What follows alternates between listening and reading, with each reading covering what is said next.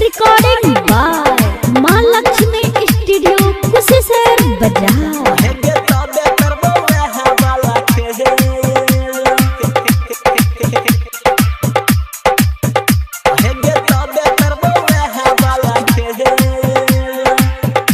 Mix by Rahul बाबू।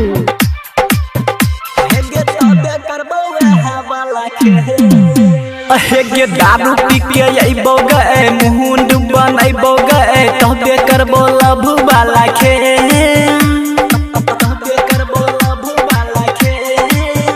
हेगे सील peg होइतो ता जरूरी जब परतो ता लेके जइबो करुआते।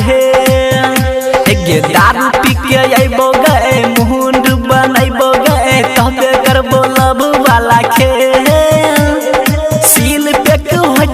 जरूरी जब परतो ताल हके जइबो करुआते।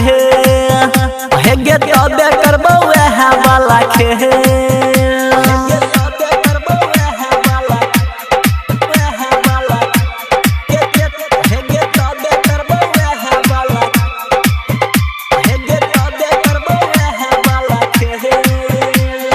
डीजे रिकॉर्डिंग बाय मां लक्ष्मी स्टूडियो कुशेश्वर बाजार। अधेरा दिन से हम रहियो लागल हेगे छौरी पीछा हमारा के को बेर नहीं हेगे पूरा कहिले इच्छा।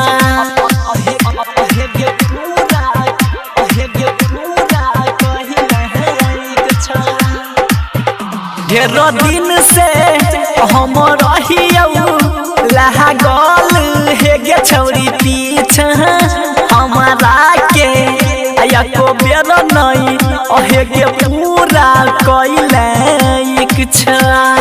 देने छियो डेट गए करे अइबो भेट गए बुझिए चलते पटरी परे।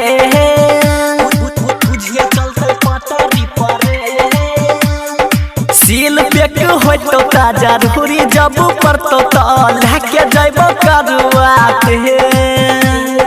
लेके जइबो करुआते। हेगे तबे करबो वह वाला खेल। हेगे तबे करबो वह वाला खेल। हेगे तबे करबो वह वाला खेल।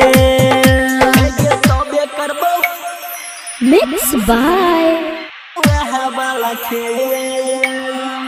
राहुल बाबू। मां लक्ष्मी स्टूडियो कुशेश्वर बाजार। आजकल के छौरी सब होई छई हेगे गजदारी। छौरा से दिल लगाई के चलबई छई दिल पकवादारी।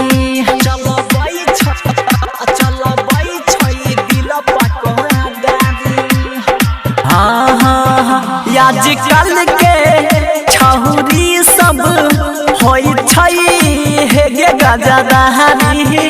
छौरा से दिल लगाई के चलबई छई दिल पकवादारी।